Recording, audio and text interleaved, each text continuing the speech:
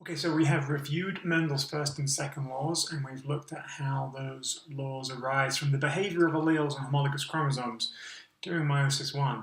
And as what we're going to turn our attention to now are some variations in inheritance patterns. And we're going to start off by looking at two variations.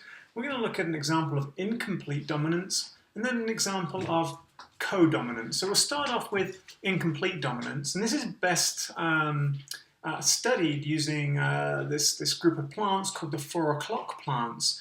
And 4 o'clock plants can produce flowers with one of three different colors. They can be red, they can be white, or they can be pink. So let's look at an experiment where we cross a red flower-bearing 4 o'clock plant with a white flower-bearing 4 o'clock plant. Now, when we look at incomplete dominance, the nomenclature of how we present the alleles is a little bit different than usual.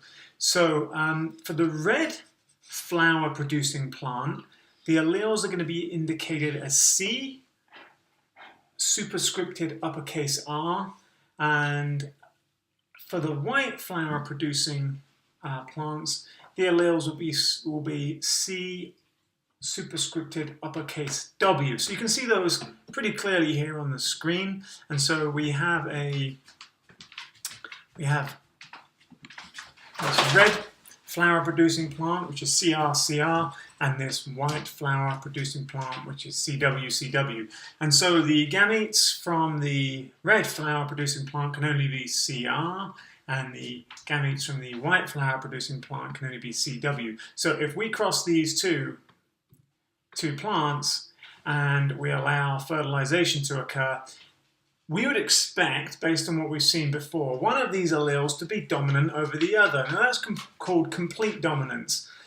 When we have incomplete dominance, what we see is a completely new phenotype arising due to the new combination of alleles.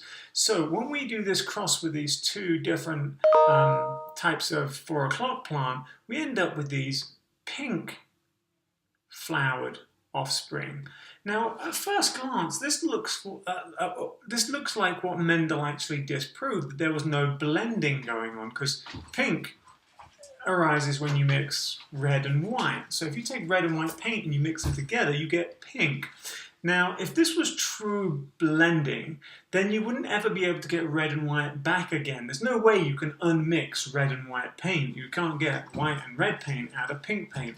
So if this was true blending, then we would never be able to recover the red and the white flowers. That means we would never be able to go back to homozygosity in terms of the CR or the CW allele. So if we do a self-fertilization of the F1, so if we take the F1 here and we self-fertilize it, if we think about that process from the perspective of meiosis, is what we would have is we'd have the sperm having either CR or CW, and the eggs having either CR or CW.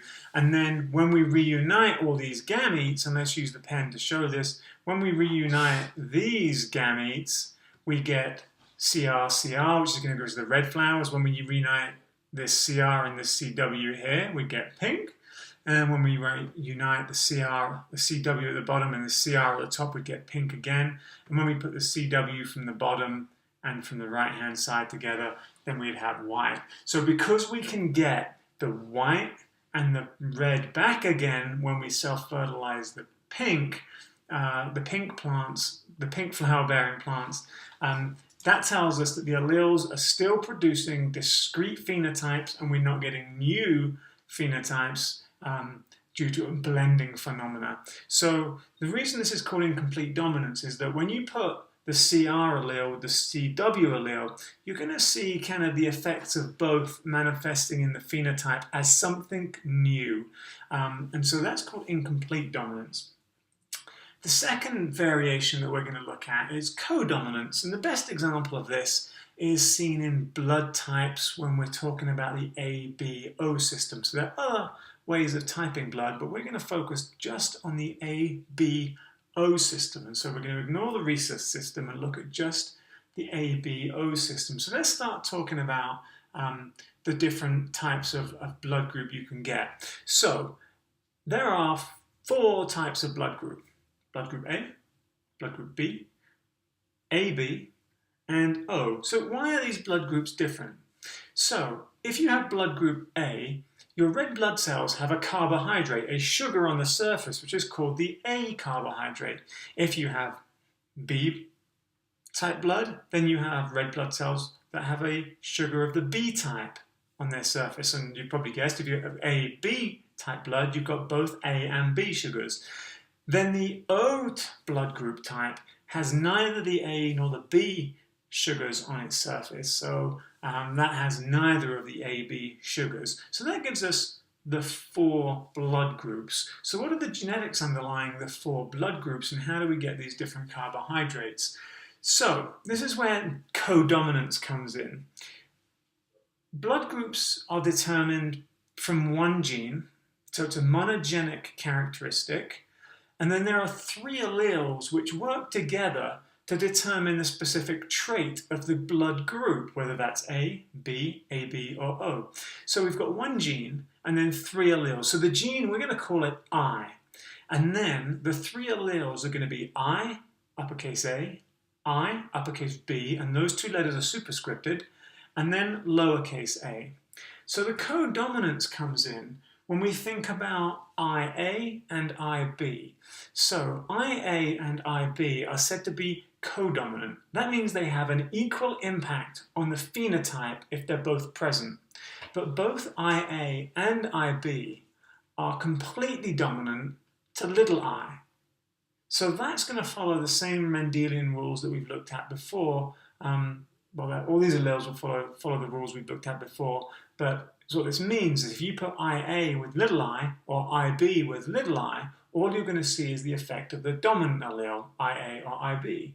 But if you put an IA and an IB together, you're going to see the impact of both on the phenotype, and it's not going to look like mixing like you saw in incomplete dominance. So, bear in mind, you are diploid. Even though there are 3 alleles for blood group, you can only have 2 of them. So imagine you put three coins in a bag, a penny, a nickel, and a dime, and you could pick 2 of them. You can only ever pick 2, but there are 3 in the bag. So you can pick 2 out, but there are 3 in the bag. Don't forget you're diploid, you can only have 2 alleles. So there are 3 alleles, but you can only have 2 in your genotype. So if you think about all the combinations you can get, if you were to mix up IA, IB, and little I, you could have IA, that will give you blood group A, IB, blood group B, IA and IB, that's going to give you both carbohydrates, and so you'll see both the carbohydrates on the cell surface and you'll be blood group AB. If you have IA, little I, that's blood group A, IB, little I, that's blood group B. The only way you can get type O blood is if you have 2 recessive alleles, little I, little I. Now, you can memorize all those, that's fine if you really want to do that, but it's more important to understand the principle of codominance. That means that if you have an IA and an IB, you're going to see both carbohydrates. If you have a recessive allele present, little I, you're only going to see the impact of the other allele, the dominant allele, IA or IB. So, let's just summarize all that information. So let's say that you have the genotype IA or IA little I. You're going to have blood type A because your red blood cells have the A carbohydrate. IBB or IB little I, that's going to give you blood group B in the middle there. And towards the bottom of the page, IA IB is going to give you both carbohydrates. And so the red blood cells there has got 2 different types of carbohydrates, blood group AB. And then we've got 2 recessive alleles, little I, giving you blood group O. So, those are 2 examples of variations on simple Mendelian genetics. We started off with incomplete dominance with the 4 o'clock plants, and then we finished up with codominance. Next time, we're going to finish up genetics and talk about sex linkage.